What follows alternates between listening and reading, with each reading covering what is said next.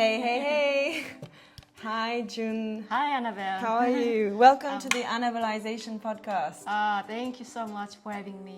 Thank you. So we're here in your special home. Thank you for having me. And we're just going to do a little deep dive on your own musical journey. I discovered you at the last Women on Stage event. You're in a musical duo with Sarah Singer, a jazz singer, and you perform jazz together. You play this gorgeous guitar and you also sing. A little bit, yes. I just couldn't stop myself. I said, I have to interview her. Thank you. Yeah. How about you tell us how you started playing music? Okay. I was always interested in playing music as a child, but of course it was just, some Korean pop songs, and so I was always listening to music. And then I was also playing piano a little bit, just like many other Korean kids back then. It was all the parents are like, oh yeah, my kids should be able to play some piano. So that's what I did. But then it wasn't until I discovered rock, the wonderful world of rock music at the age of 14. And then I really wanted to play guitar. I was really drawn to the sound of electric guitar. And so at the age of 16, I finally got my first electric guitar. And then I started to teach myself. So I was really self-taught. Back then, no internet, nothing like that. But then eventually I felt like it wasn't really going anywhere. Okay. So even though I was still pretty much in love with music, I eventually stopped playing guitar, and especially with job, which was very demanding. So I had some break of few years. Then I discovered jazz, and I think with jazz it was something that was really different, because for the first time in my life I was like, oh my God, I really, really want to learn it properly. I found this very great school in Amsterdam that was really focusing on jazz. So I was a total complete newbie in jazz world. Yeah. Didn't know anything about it, but I was just really in love with the sound of jazz, the jazz guitar, which is very nice and clean, and it's very, very different from rock guitar. So from that moment on, so I signed up for this program. I studied very hard. There are any people who might be interested, curious to know what school it was. The school is called JAM, DJAM, in Amsterdam. It's really, really great school for jazz. Great thing about playing jazz music in general is that you have this connection with other people, either your colleagues, other musicians, or the audience. Especially with audience, if you play your music and then you feel this connection, or if you feel that the people really listen to you and like it, and they respond, or maybe after the gig they were like, oh, I really enjoyed it. It's not just about your ego, like, oh yeah, I play so great, and that kind of, it's much more than that, like, oh, it's feeling of contribution. Yeah, you definitely contributed a lot. Thank you. On that show. Hey, but what a great summary of your introduction to music in general. And I really like following your journey and understanding maybe better why and what is it about jazz specifically that really drew you so much? Because you say, oh, I fell in love with it. Yeah. How old were you when you started playing jazz? I was pretty old already. I was almost 30, say. That's even more impressive that you just threw yourself into such a complex music. Yeah. Because before that, I really didn't know much about jazz. Because I heard of the term jazz, but it was always a big, huge mystery to me. Because what is jazz? And I had no internet. I had no people around me who was listening to jazz. But then, that was actually really super sheer coincidence, because I was a fan of this musician who was more of a rock musician, but then I discovered he was also playing jazz. So I was checking out his jazz records. Basically, he was playing jazzy version of some classic rock numbers. And then I was like, wow, this really is really fascinating sound, like the sound of the very clean, nice, clean jazzy sound. Like, I mean, it was not traditional jazz or anything like that, but to me, it was completely different from what I was used to, listening to. So I got really intrigued. So I searched more and more. Thank God now I had the internet. So I did some research, and then more and more I found about jazz. Really, I cannot even explain exactly what it is. Yeah. But I was really drawn to everything. I think also because I was always hungry for something a little bit more, something that has a bit of a complex texture, maybe. Okay. A bit more sophisticated, maybe, Yeah. or something that just really challenges your ears and it provokes some kind of imagination. Another thing about jazz is, of course, improvisation. So you play these solos different every single time. It's not exactly the same. And then I'm someone who get quite easily bored if I have to play same thing over and over and over again. So that's why even though I appreciate and I love listening to pop and rock, all this stuff, but this is the reason why jazz appeals to me much more, because I really feel I have this greater freedom. Yeah, that's true. Yeah. And I wanted to ask you, growing up, you grew up in Korea, correct? Yes. So did you not really hear jazz that much growing up? No, not at all. Not at all. I think my parents were into classical music. I mean, they were not like a super experts or anything like that, but they often played classical music in the car and at home, and or just some like ordinary, a lot of Korean pop actually, not K-pop as in like these like super slick idols or that kind of stuff, but just very nice music. And I was always like singing the melody. Actually, I also really loved making up melodies. As a child, I wanted to be a cartoonist. Oh, really? Yeah, I was really into drawing. Okay. So I was drawing all the time. So I think I always had this creative energy in me. Yeah. Then it got replaced by music. And so you feel like jazz is the most fitting style for you to communicate your creativity now? At this point, yes. Although what I'm also trying to do now is, so jazz is really like my passion. But when it comes to my own compositions, own songs, I feel that it can be more than just jazz. Yeah, it can be, because I grew up with all kind of different styles of music, and I think that's really still part of me. So I don't want to confine myself strictly to jazz or anything. Just if I'm going to write songs, for example, the song I recently performed is very based on these jazzy chords progression. My goal was not to create a jazz tune. I just wanted to play something from my heart, and something something I could sing as well. But I thought I also feel that this particular song, I don't really see it as jazz song. I don't know. I wouldn't even know how to call it. It definitely has a jazzy progression, chord progression, everything. But I would also I see it more or less of a this is singer-songwriter style song. Well, now you have to play it, because you spoke to us about it, and I'd love to hear it again. So this is your own composition, correct? Yes. And what's the story behind the song? Yeah, so this song is called Egosa.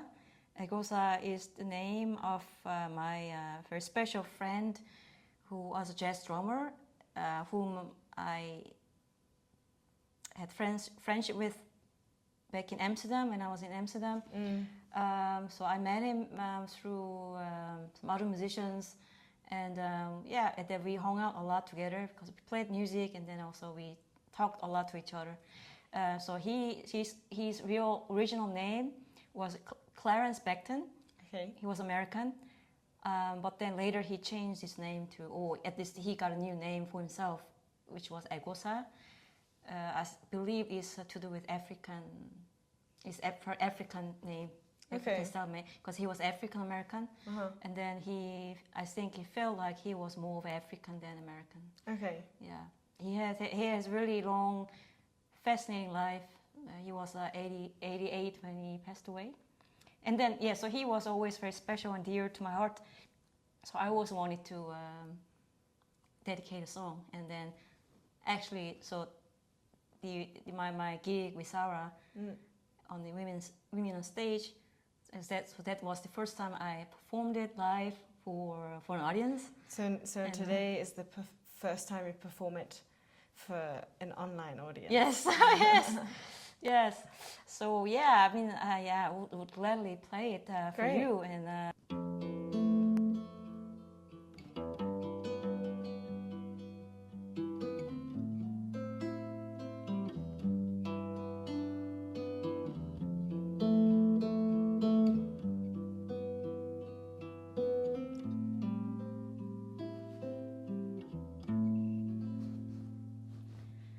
his broken rhythms, gentle and calm, one of a kind, wonderful mind, blooming through struggle, jiving and juggle. He had a fire and climbed higher. He called me, hours would fly, talking about life, moments so bright, from Mississippi to Amsterdam.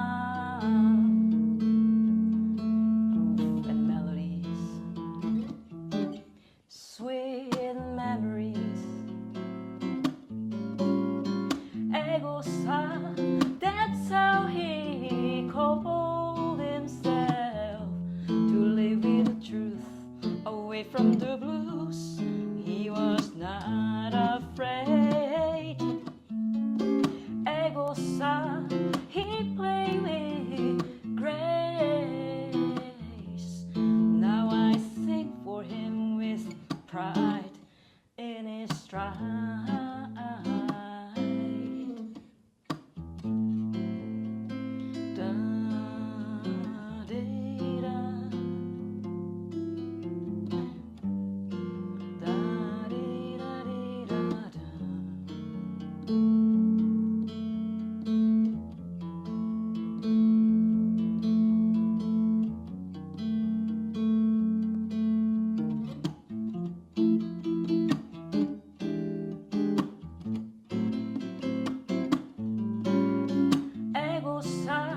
That's how he called himself, to live with the truth, away from the blues.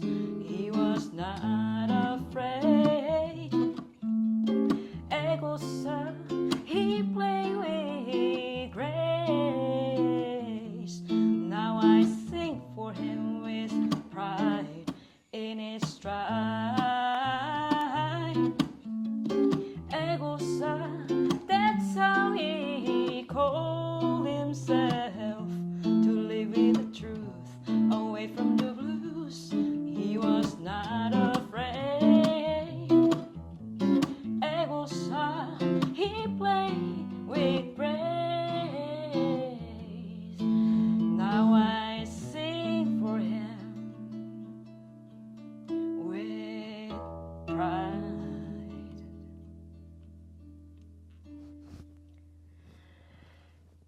In his stride,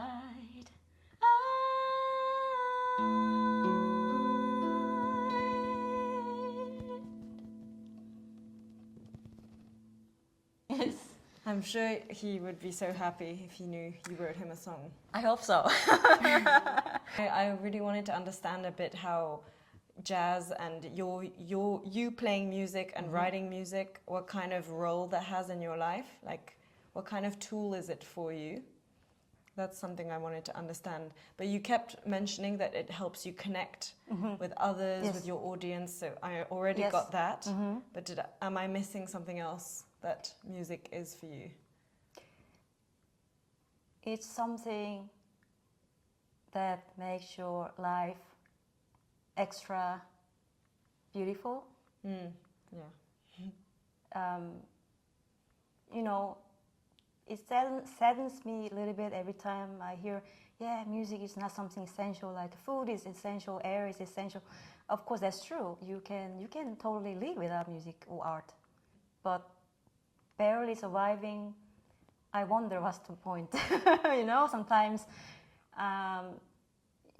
so basically music or art, any art form is really, I feel that it's food for your soul. Yeah.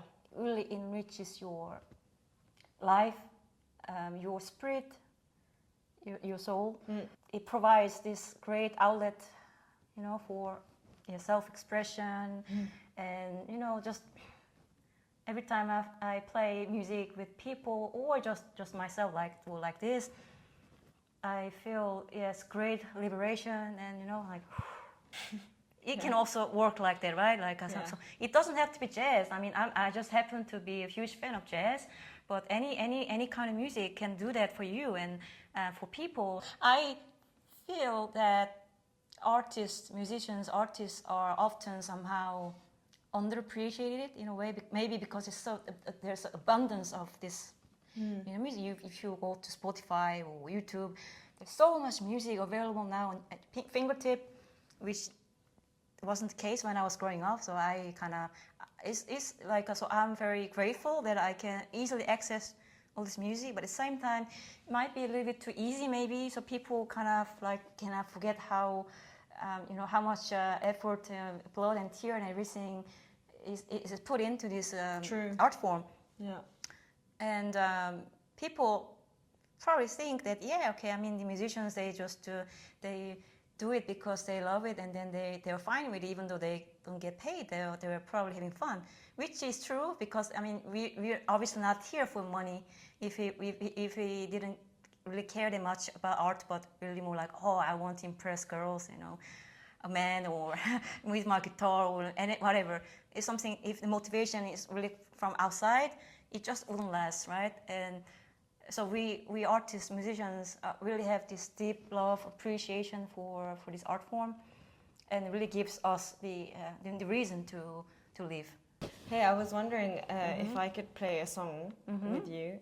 It's one of my original songs. Yeah. But it has really easy chord progression, Yeah. and it's a bit jazzy. Okay. So maybe we can do something and... Okay. Of course.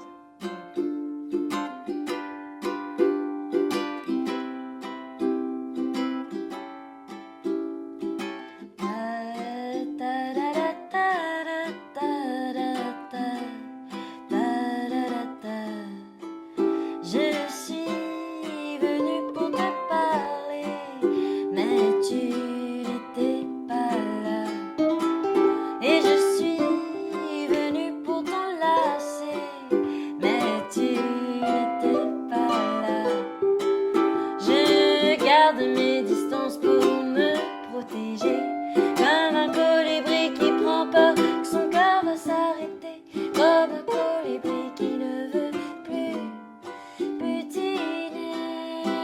Wow. Et je suis venue pour t'enlacer, mais tu t'étais éclipsé. Et je suis venue te chuchoter, mais tu t'étais caché. Oh,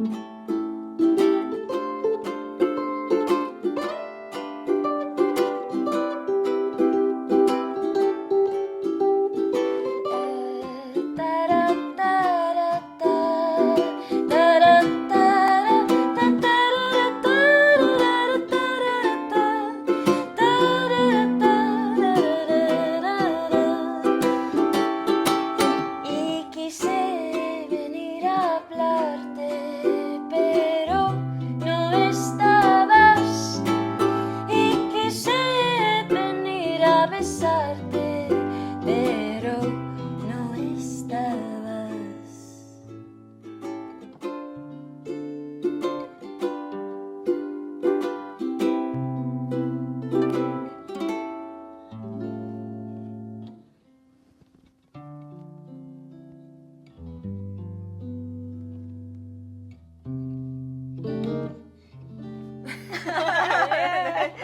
Thank you. That was so nice. That's the first song I ever wrote. Oh, really? Yeah. Cool. So thank you so much for sharing your journey with music and for playing at Women on Stage. This episode, I'm going to put your Instagram and wherever they can find your music. Thank you so much for sharing. Thank you so much. It was really special. Ah, Thank you. thank you.